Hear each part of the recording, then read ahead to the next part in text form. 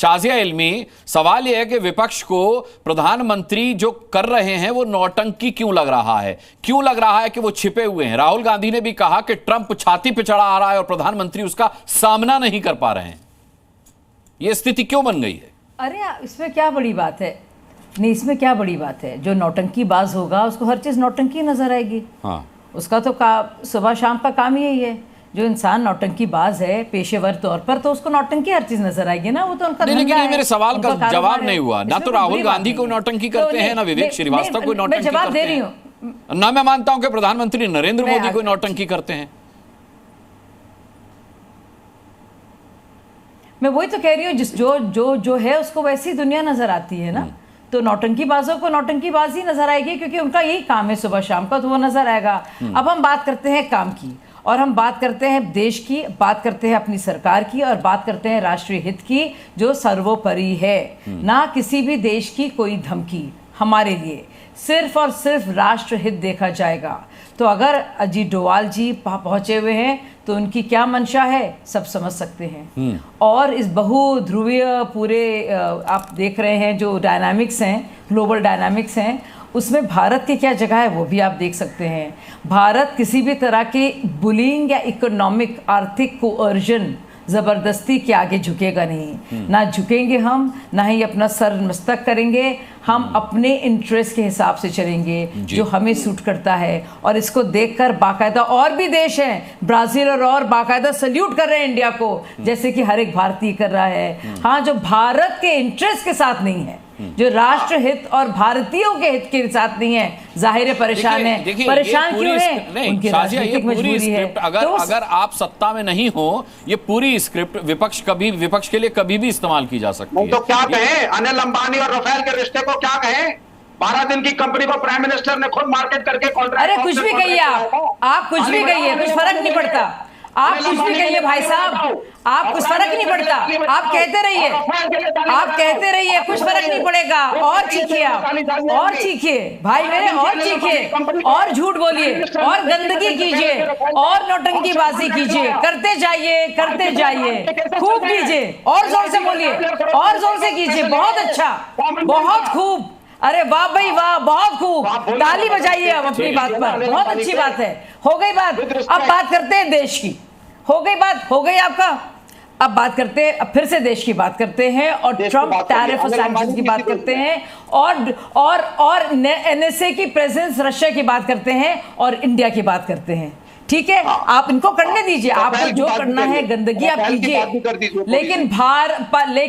लेकिन हर एक भारतीय आज इनसे सवाल पूछेगा गिरेबान पकड़कर कि भाई जब देश की बात हो रही थी, जब भारत पर झुकाव दबाव था, और जब इंडियन गवर्नमेंट जो थी बाकायदा और रास्ते और ऑल्टरनेटिव्स और बिल्कुल सर ऊंचा करके खड़ी हुई थी, और दुनिया भर के विकल्प ढूंढ रही थी, और बाकायदा जवाब दे रही थी, मुंह तोड़ जवाब, तब आप क्यों ट्रंप के पिट्ठू बने हुए थे? तब आप जो अब तक चाइना रूस के पिट्ठू थे, लेफ्टिस्ट थे, अब कैसे कैपिटलिस्ट बन गए थे? आपने क्यों अपनी आइडियोलॉजी को इस तरह से आपने ऐसा झटक कर पलट दिया कि आप पुराने कम्युनिस्ट से ऐसे कैपिटलिस्ट हो गए कि ट्रंप की बूट पॉलिश करने लगे? आपको क्या हो गया भाई? मोदी जी ने कहां पहुंचा दिया आपको? नरेंद्र मोदी जी की नफरत कहां ले गई आपको? क्या हुआ अंजाम इस नफरत का? आप वक्त ने किया क्या हंसी सितम, हम रहे ना हम, तुम रहे ना तुम क्या हो गए? तुम ट्रंप क्या हो गए? वाह भाई वाह, मजा आ गया।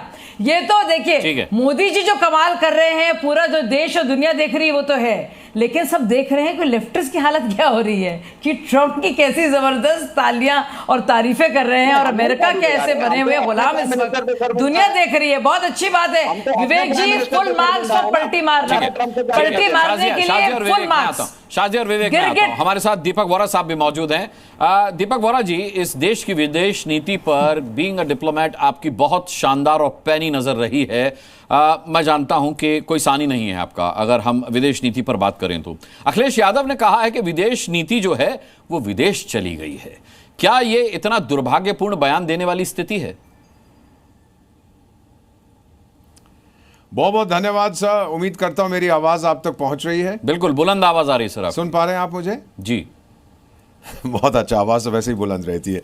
मैं बहुत दूर हूं आपसे, और अगर आप इजाज़त दें कुछ कहना चाहता हूँ। 52 साल मुझे कूटनीति में हो गए। अभी मैंने मैडम शाजिया को सुना, बिल्कुल स्पष्ट रूप से, शी इज़ ब्रिलियंट, बिल्कुल स्पष्ट रूप से, साफ रूप से उन्होंने बताया। सर, विदेश नीति का मतलब क्या होता है, ये मैं आपको एक बेसिक चीज़ बताना चाहता हूँ। विदेश नीति का मतलब होता है सर कि हम दूसरे देशों के साथ संबंध रखें जिसमें हमारा हित हो। हमारा भारत का हित क्या है? सुरक्षा और विकास। जहाँ से भी हमें ये दोस्ती मिलेगी हम इसे स्वीकार करते हैं। 6 देशों में मैं आपका राजदूत रह चुका हूँ। अगर डोनाल्ड ट्रंप साहब हमें तेल सस्ते दामों पे बेचेंगे, अमेरिका बेचेगा, हम खरीदेंगे। चीन के पास अगर है, बेचेंगे, हम लेंगे। जो हमें चाहिए, जो हमारे डेवलपमेंट में हो सकता है, वो हम करते हैं। हमारी केवल एक ही आइडियोलॉजी है, चाणक्य की आइडियोलॉजी, नेशन फर्स्ट, सबसे पहले देश का हित, हम उसको फॉलो करते हैं। सर, तो मेरा मानना है कि अगर डोवाल साहब इस समय मॉस्को गए हैं, बातचीत कर रहे हैं, अगर उनकी मुलाकात पुतिन साहब से हो रही है, ये बेसिक जब हम लोग, मैंने 6 देशों में ये काम किया है सर, कि हम उस सरकार से पूछते हैं कि आप हमसे क्या चाहते हो, फिर हम बताते हैं हम आपसे क्या चाहते हैं। ये जो तालमेल होता है ना सर, हम इसको फिर स्वीकार करते हैं और आगे बढ़ाते हैं।